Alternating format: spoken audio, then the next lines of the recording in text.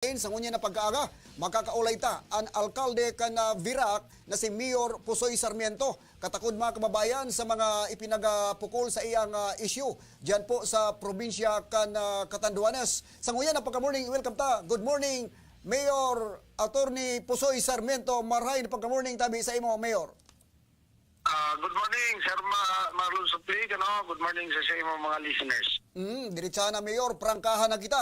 Nadadangog ta ang mga issue dyan na isa madugo sa imong side. Katakot sinasabi nindang pinag-sinyo kan Virac Public Market, Mayor.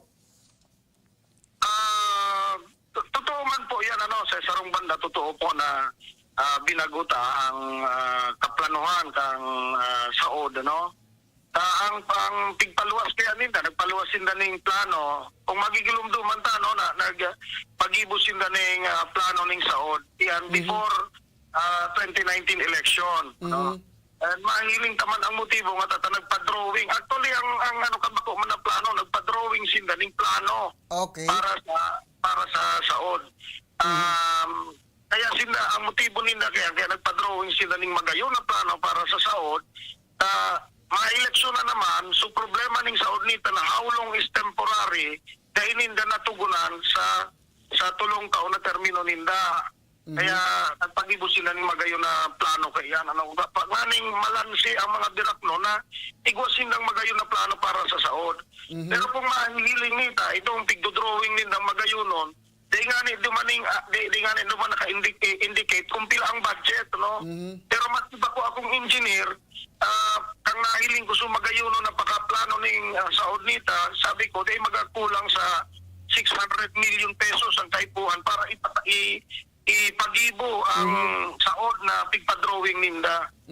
Ang totoo, daiman po ning plano, daiman po ning ning pondo ang munisipyo para duman sa saod na pigpa-drawing ninda. Lalanan ko kita, ang pigsasabi ninda, igwang magayon na plano, pero ang totoo, igwang magayon na drawing. Okay. Pagplano kaya, dapat adyan na ang budget. Okay. Madali magplano, madali mag-ibon ng aeroplano. Ibig sabihin, Mayor, ang nasabing iyo po ang medyo makamumundo. So drawing na ito, although they call it architectural design, binayadan ng munisipyo ng 3 million pesos, almost 3 million pesos. Dakulaon, Mayor, drawing lang. Nagpa-drawing ng sarong magayon na saod, tapos dandaing budget, pero ang igong budget so drawing 3 million pesos. Kaya ita man ito kung hahalaton ta na magkaigwa kita ning more than 600 million para ipagibo ang pig-drawing nindang saod, ay inanay. So how long is temporary? Ba't madagdagan na naman ng 30 taon? Ang ibig sabihin, Mayor, drawing man sa napalan ito, daday man palan itong budget pa. Yes, daing budget. Kuda sa drawing, maski sisay, magililingon nyo sa Facebook ninda, sa drawing pagkaginayon. Mag-arbong saod. Daw pa nga ni ang mga SM nyo dyan sa Legazpi, ay talagang magagasto ng more than 600 million. Okay. Kung tutuuson, ang pag-retrofit kang saod na yan, ginastusan kang nakaging administrasyon, pinangutangan 60 million pesos. So, saro sa pinagsasabi ni da Mayor, inida ang Virac Public Market sa ngunyan, garo mahal subuot ang singil kang munisipyo. Ano po ang masabi mo dyan? Ang nagrereklamo man sa nang mahal ka tabi, ining sa hindang mga ng mga followers. Okay. Pero ang totoo kaya, Finance Committee, duman sa mga nakaparibot na negosyo, ang magiging basehan mo ng renta, duman sa nakaparibot na negosyo. By that time, ang BTC nagpaparenta ng business stalls na mas saday pa kaysa sa stall na uyang mo yan sa saod, nagpaparenta na ng 15,000 a month. Kaya nga ang rekomendasyon ng Local Finance Committee ng LGU Virac, kaya 50% lamang kaya kaso presyo sa BTC. Okay. So ang init na presyo ng Local Finance Committee is 7,500. So mga regular nitang stalls. And then, kampig punta sa Office of the Mayor, siguro na nimi sa Market Board, ako mismo nagsabi, di ma-survive ang mga tindero-tindera, ang mga stall owners dyan, kung araw ka na 750. So, pigbawasan mi pa, pigibo mi pa ng 3,600. Almost 50% discount. And even with this 3,600, nagsurat pa ang Market Vendors Association sa Office of the Mayor, nabawasan man lamang utro. Tigbawasan ta pa ning 30%. Okay. Kaya daing masasabi ang mga stall owners sa satuyang sinseridad na tabangan sinda. Ang ibig sabihin, Mayor, dyan pa lang sa Birak Public Market, minsan sinasakyan pa man gilayon ng mga politika, pero sa kabuuan, di ba ning reklamo sa mga stall owners dyan? Dahil man po sila makakareklamo, takabali ang mga officials ng Vendors Association sa pagdeterminar kung pila ang presyo. Okay. So drawing man sa napalan ito so piga bangkit dyan na issue sa imo. Ano ini mga nasa Facebook, Mayor? Ano ini mga lehitimo o mga piki o bogus ini para mainformaran sa mga kababayan? Ay, masasabi ko talaga na mga mga fake news iyan, na di maning ibang intensyon lansihon ang mga tao, i-1 to 3 na naman ang mga butante. Pero muklat na po ang birak noon. Ang 2019, namati maninda, sa inda ang makinarya gabos, inda ang may kwarta. Di man sila pinili ng birak noon. Maski nga ni unyan, kung talagang dahil ninda aram na muklat na ang birak noon, dapat ang hiling ninda sa punuwis as candidate lang. Taday man akong kwarta. Okay. Pero namumroblema sinda. Why? Because they know that the voters of Iraq are already educated and matured. So, Na ang Iraq. totoo pala sa istorya dyan, Mayor, na maski ti anong uyag sa imo, di imang gatubod sa tao, maski ikadangani, di ka uyagan mo na sa diri mo, di ka na biya panubdan. Gaano yan katotoo? Ay, totoo po yan. Kung pagtukaw ko po, igwa dyan ng radio station, almost daily, every week, tiga-atake si Mayor Pusoy. Igwa pa sinda ng mga fake accounts, Sin Sarmiento, Jake Pobre Brown, Luting Camacho, puruan. Di man ng ibang intensyon, uyagan na sa kuyang administrasyon, but we believe in the saying that you cannot put a good man down. Kaya ako uruhal daw, nagigibo sa naning tama, ning toy-toy, para maibalik ang tiwala ng mga tao sa mga politiko, maibalik ang tiwala ng tao sa gobyerno. Duman naman kita, Mayor, sa Panduan na di mo da subuot pinakaray o hiningayad ang Plaza Rizal. Tama po ba? Ay, totoo po. Maski magiling ka mo yung pagka pinangit ng Plaza Rizal. Pero gusto taman ang pahingaya doon. Kampakaagin ng Bagyo, tigahurunan uya sa munisipyo, ang mga gagastusan ta kay ni mga pondo na nahali sa national government.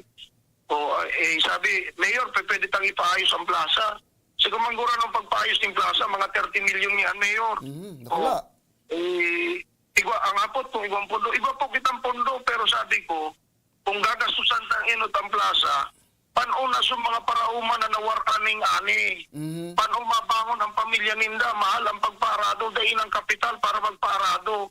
Paano sa mga para sila na nawaran ng bangka, paano mabangon sa inmakilimusang sa indang pamilya para silang pagkaon, sa mga para-abakat, 2 taon di makakaani. So mga todanita, apektado ang sa indang dilihensya, o pati sa mga saraday na negosyante na nawaraning tindahan. Dumanta po, tigpadara ang mga kwartaan. Ako po sa edipisyo, ako nagtutubo. Ang mga edipisyo po na ini, mga secondary sa prioridad ko po ini. Ang sa kong prioridad talaga, ma-uplift ang kabuhayan ng mga kasaradayan. Kumbaga, Mayor, imbes na sa infra, ipigadara mo duman sa social services and iba pang may mga paarado ka pa yata dyan kung tama ang sukay na araman. Ayun po, libre po ang parado digdi sa Birak. Kaya dapat, kumbaga sobrang nakabulagan ng tao na dahi magtanong, libre ang parado, nagtatao pa kita ng binhi, nagtatao kita ng fertilizer. Although medyo kulang pa man talaga ang pondo, ang sa itong kaplanuhan, pati ang pagpaani ililibre nita. Daing laban ang mga parauma, dahi mag-aasenso kung dahi alalayan ng gobyerno. Kami nahal ng pagparado, pag nagparado ka 600 pesos a day, pakakaunon mo ba sa pararado? Kung sarong hektarya, bilang kakapitalon mo, dahi magababa sa 20 mil. Sa makuha ka ng ang parauma. Okay. Importante na piga-alalayan ng gobyerno ang mga parauma. Pagdakol lang sa ilang produkto, nagbabarato ang presyo ka mga gulayon ng mga pagkaon sa merkado. Ang nanginginabang diyan bako isa na sa pamilya ning Paraoma, ang bilog na banwaan ang nanginginabang po. Mayor, sa laog daaning tulong taon, ano man lamang ang pwede tang banggiton sa mga birak no na masasabi tang sa laog ning tulong taon ini ang ginibo mo, and di ka man masupog mahampang sa inda na pwede mo pang sabihon na iyon ini sa kuyang accomplishment na pinagkatiwalaan nindo ako sa laog ning tulong taon. Ay sa laog ning tulong taon na ibiltagan nita ang tiwala ning tao sa gobyerno. Nakahiling sinda kung ano ang totoo, ang tunay na disenteng gobyerno. Na ang politiko na ipiglalamangan ang banwaan. Mas malangan sabi ko makapunta ka mo sa harong ning mayor, ang kalsada hanggang ngunyan lubak-lubak pa. That is a symbolism and also a realization na dai ko lalamangan ang banwaan bakong araw kang nakagisnan ta mga politiko nagbakal ning baratong daga sa harayong lugar pagibuhan ning tinampo papunta duman sa harayong daga niya, so tinampo ipokontratahon pa ning politiko. Dakulang issue yan. Tapos daga na barato pwede nang pabakalo ning mahal. Dakulang issue yan dyan sa birak. Nahiling ninda uya na ang politiko pwede man pala na magbukas ning opisina ninya pati harong ninya sa mga taong nagtitios urual daw. Dahil ding magugutom na birak noon tapet tigatawan nita pag naghahagad. Automatic tigtatawan nita. Oy, naputol ang sa tuyang lahat kata apo dan taodro. Naputol ang sa tuyang yan po mga kababayan, medyo nagiging mainitan ang labanan dyan po sa munisipyo Canvirac. Medyo naputol kita, Mayor Pusoy, naputol kita. Sige, padagos nyo po ang sa imong pinagasabi. Iyo po, sabi ko kung ang mga politiko dahil talaga mag-iipon ng kwarta, magtataong permi sa nagtitios, daing magugutom na birak noon, daing magugutom na syudadanong Pilipino. Pero on the infrastructure naman, kadakol po kita mga pagpagibuman out of the development fund nita, although kang pag-COVID, nabawasan iyan talagang pig-prioritize na so pagpakaon ng sa tuyang mga kahimanwa. Pero dyan, kita lang po ang igwaning COVID center uya sa bilog na probinsya. Tapos may nakakuhaman po kita ng 50 million worth na evacuation center. No po, pahari sa PAGCOR, igwaman kita mga drug rehabilitation na centers na papatugdok, puro na po na punduhan. Iyan po sa mga infrastruktura, di man po kita kapabaya. Pero ang pigtutubudan ta talaga na pag-asenso, iyo ang pag-asenso ng mga kasaradayan. Pag ang kasaradayan nakakakao na ning tulong beses sa sarong aldaw, budadainan nila po problema ang masunod pang aldaw, iyo anang asensadong banwaan, bako na, puro kita infrastruktura. Sabi nga ni, igwa pabaga dyan mga huring-huding, pero di ko aram kung totoo na pag sa infrastruktura dyan gakita, mga kontraktor mo ang politiko. Ayun. Yan huring-huding, di kamanan masyado. Sa bagay, huring-huding man sana ang mga SOP o mga porsyento. But by the way, Mayor, in kaso, tao ang kaning pagkakataon ng birak nun once again, ang sa inong mga dagdag na kaplanuhan? Ay, di kitang ibang idadagdag na kaplanuhan ang tauhaning dakol na oportunidad ang kasaradayan. Kaya nga ni ang pigsasabi ta, sa sakuyang administrasyon makakasiguro sinda ang yamaning banuan day matitipon sa pamilya ko. Ang sakuya dating pigigibo tauhaning dakol na hanap buhay ang mga kasaradayan, ang nagtitios, tatawan taning hanap buhay. Sa paagin man na ang sa tong environment na po proteksyonan kaya kang nakaagid ay kita ng mga river warriors, kita mga forest warriors. Dati nga ni ining munisipyo nagbabakal 3 million so mga trilings pangtanom sa reforestation. Tigbabakal lang sa mayaman ng dating saro kaya na dakulang issue dyan, Mayor, yung mga sabing mga fruit bearing trees. Oo, yan. Pigbabakal duman sa mga mga mayaman ng supplier. Pero sa sakong administrasyon, sabi ko, dahil madari iyan ipatubo. Yan, ang nagpapatubo na sa mga tao sa barangay na dahil ng hanap buhay. So natatawan ng hanap buhay sa mga barangay? Yes. Tindangon yan ang nanginginabang. Bako na sa mga supplier na mayayaman. Kaya iyo po ang sa tuyang trust na ang mga tao talaga ang dapat na tigataman ng gobyerno. Ang infrastruktura whether we like it or not, development on the infrastructure will come in Virac, no? Iwa kita ni mga investor na nangangaitukan, iwa kita mga kontraktor na nangangipon ng kita, adyan ang DPWH. You need not have a very strong political will to develop infrastructure. Pero ang importante talaga na magkaigwan ng political will, iyo ang pagpauswag kang kabuhayan kang sa itong mga kasaradayan ng mga kaimanwa. Mayor, salamat tuno na maray, Mayor, sa imong oras and nasa imo pa ang linya. Itao mo nang sa imong mensahe sa tuyang mga kababayan, partikularmente dyan po sa Virac, bilang sarong re-electionist na alkalde. Sa mga kababayan kong Virac noon, aram ko na kamo mga muklat naman, dahil naman nagtuturog. Pero ini pa siyempre ang sakong reminder. Sa eleksyon mo niyan, duwa man sana ang pagpipilian ta. Gobyerno na ang nagyayaman sana, pamilya ng politiko o ining dosenteng gobyerno na sa inyong namatian, sa inyong nahiling sa nakaaging halos 3 taon. Sa inyo po, sa mga kamot po ninyo ang paghuhusga sa May 9, 2022. Attorney Mayor Pusoy Sarmiento, alkalde ng Virac, salamat tuno na maray sa oras panahon itinaw mo sa programang Riparo, digdi po sa Kubicol Online TV and sa Radio Oragon Virac and Radio Oragon Legazpi. Mayor, salamat. Salamat po, Sir Ray. Salamat sa oportunidad. Salamat sa Diyos. Mga kababayan, yan po si Mayor Pusoy Sarmiento. Mga kababayan, sa sakuyang pagbabalik, pag-uulayan ta ang Republic Act 11361 o Anti-Obstruction of Power Lines na kung saan mga kababayan, sana matawag ng pagkakataon kan DILG, Region 5, digdi po sa siyudad kan Legazpi, para tukaron ang nasabing Memorandum number 36 ipinalawas kan DILG National. Mga kababayan, at yan sa kuyang pagbabalik, makalisa naman ang magkapirang pagirumdum. Tucked away in the province of Albay, known for its perfectly shaped Mayon volcano, Misibis Bay Resort is a locally owned private 5-hectare island resort. The resort is ready for all those looking to balance tranquility and adventure. This tropical destination is where guests can either choose to relax under the palm trees or have adventure under the sun. It features modern and luxurious rooms and villas, recreational facilities, and sophisticated services.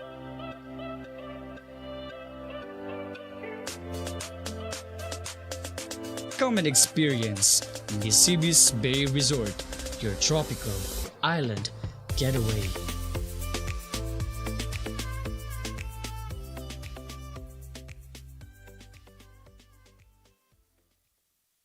Tucked away in the province of Albay, known for its perfectly shaped Mayon volcano, Misibis Bay Resort is a locally owned private 5-hectare island resort. The resort is ready for all those looking to balance tranquility and adventure. This tropical destination is where guests can either choose to relax under the palm trees or have adventure under the sun. It features modern and luxurious rooms and villas, recreational facilities, and sophisticated services.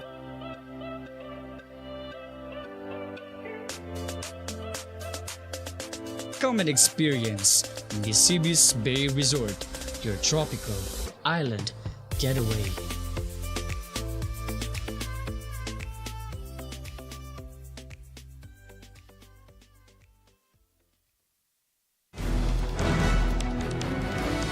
Nagbabalik ang Riparo, mga kababayan. Sa ngunyan, biyasikap tang makuha ang linya ni DILG Assistant Regional Director Oldarico Rizal Jr. Mga kababayan, kasabagon nakaulay ta and ang sabi niya, in case na di siya makasimbag, ibig sabihin ongoing na ang sa indang seminar dyan po sa CHED.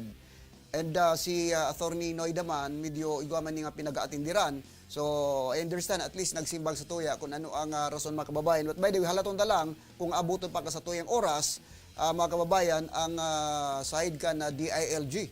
Kasi kaya mga kababayan, sa indong kaaraman, ang DILG mga kababayan, yun ini ang kuyan, alter ego ka na presidente na kung saan yun ining inapod na the fathering. Anong gusto sabihin? Sinda po dapat ang nagre-reparo kan mga kakulangan kan LGU, Ang LGU kaya baga may mga kanya-kanyang pamayayan sa probinsya, may gobernador, sa munisipyo or city, igwaning mayor, na kung saan mga kababayan, sinda po ang nagpapagirumdom, asin nagpapalawas ng memorandum circular katakod sa kinakaipuhan na ipautob sa sarong local government unit, mga kababayan. Sa ngunyan kaya, dahil nasa papasok na kita ning summer and bako lang summer mga kababayan masisa na lugar, medyo pag-abot kaya sa power supply, nagkakaigwa ni inaapod na problema minsan. Maliban sa problema kan power supply, ini pong pinagaproblema kan sa mga kababayan kung saan na magirumduman nindo maipinaluwas ako digdi na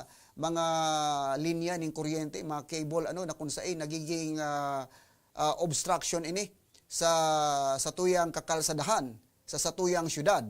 Ngunyan po mga kababayan, may mga video kita na ipapahiling sa Indo na kung saan dapat pinag-aksyonan yan kan LGU. Tanganing masiguro na maliban sa daining problema sa supply ng kuryente, dako lang kunyan pala niyan pag may problema sa mga linya kang kuryente pag panahon ng tag-init na kung saan pinag-inganyar kan Department of Interior and Local Government or DILG ang local government units na magibo kay mga ordinansa. Ngani sa namang kuyan, ngani sa namang mahali ang mga sagabal o mga panganib, mga kababayan, nahiling nyo man sana. Digdi po yan sa Ciudad can Legazpi na kung saan, I think, first class or second class ang Ciudad can Legazpi na dapat nasa ayos yan. Ngunyan, ang DILG, mga kababayan, nagpaluwas po ini ng kuyan, circular, first class. Kang interview ko kaya si Vice Mayor Alan Ranyola, pig-correct niya kung ang sabi niya ang Legazpi nasa second class pa lang. Pero first class, kaya po i-confirm ta. Tabako in Ligao, fourth class. Okay, sige, pero i-confirm ta yan. Nagirumduman ko kaya sabi ni Vice Mayor Ranyola na nasa second class ang Legazpi. But by the way, mga kababayan, anumang klaseng class yan, ang importante digdi, ining Republic Act 11361 o ang Anti-Obstruction of Power Lines, mga kababayan, na kung saan nagpaluwas po si DILG Secretary Eduardo Año na kung saan pinagaingganyar ang satuyang mga LGU na kinakaipuhan magpasanin mga ordinansa. Katakod po mga kababayan sa pag-regulate kaining mga linya ng kuryente o ano pa man na mga linya yan na kung saan nagtataon ng obstruction sa tuyang kakalsadahan. Kang nakaaging simana yata, pinaluwas ko digdi na igwaning sarong truck, kung sakit makalampas dyan sa may barangay Tula-Tula, papunta sa Taysan because gasarabit na sa truck ang mga kawad ng kuryente o iba pang mga linya na kung saan ang pangapudang kan DILG pagpagirumdum kan mga punong ehekutibo gabos na mga lokal na opisyal nagampanan ninda ang sa indang mga obligasyones. Ini mga kababayan, batas na ini, Republic Act na ini, na dapat nagsusunod ang satuyang mga opisyales sa lokal. Kundi di taman masabutan kung ano ang rason kadakol pa ning mga LGU na medyo mga kababayan pag naghiling ka medyo kalanrakas masamok ang sa indang mga kable o ang mga linya ning kuryente. Pag siring paano kayo mga kababayan, pwedeng maapektaran o sagabal yan mga kababayan sa mga paghatod ning sa mga negosyante na pwedeng mag-invest sa lugar na yan. Pag nahiling na man yan, klaseng syudad yan na masyadong yan da isa organized, da isa hulog ang kuyan ang nasabing pagkahangki mga linya instead of igwana yan yung inaapod na batas pero siring pa man gila yun kayan. Biyasikap tamang kuta na kwaon ang linya kana City Engineering Office because pag abot kaya sa mga pagpapautob o pagpapahibok yung mga buildings, igwa dyan yung mga buildings permit na kung saan dapat ang agi ng linya ng kawad ng kuryente, mga kababayan, kabarali yan duman. Pero dahil kita natawan ng pagkakataon na makaulay mga kababayan, but by the way, kung naarin dyan, pasiringan ta. Sa memorandum circular kaya na number 36 years of 2022, sinabi ni Anyo na kinakaipuhan i-require sa mga opisyal kan LGU building, kan ang mga tagsadiri, kan mga building na magsagibo ning inaapod na construction or maintenance activities na harani sa mga PLC na gakuan ning sertifikasyon hali sa power lines operator o magkuan ning sertifikasyon hali sa power lines operator and kinakaipuhan man mga kababayan magkakaigwasin na dapat diyan sa inapod na maintenance and sa ibong nalado sinabi man ni Anyo pinagtutugutan man in batas na mga PLO na magsagibo ng clearing activities sa laog ning maski without the sabing permit pa sa LGU, basta ipa-easy lang na halimbawa 2 to 3 days. Kasi mga kababayan, maging mapanuri, maging mag-observe ka mo, minsan kita naglalakaw, ang hiling ta nasa baba lang. Pero pag piglibot mo ini ang siyudad kan Legazpi, mahiling mo, yan lang ang video ang nagpapatunay, mga kababayan, na medyo lalong-lalo na naman sa parte ng barangay tula-tula na kung saan pinag-aagihan ng mga heavy equipments, Draculaon, hardlangkaw na truck, delikado talaga. And maliban pa dyan, maliban sa pwedeng magkausan ng trapiko, ang disgrasya, and pag nagkaigwa na ng pagputol ng mga kawad ng kuryente, sarupen mga kababayan, and siyempre, adyaw na ang power interruption. So, importante tabi ang pagirumdom kan DILG. Kadakol ning dapat gibuhon, kadakol ning dapat pagirumdom ang DILG, kundi mga kababayan, sa data maaraman, kadakol ning mga LGU na until now, medyo, sabi ta na nga ni, nagtuturog pa sa kangkungan.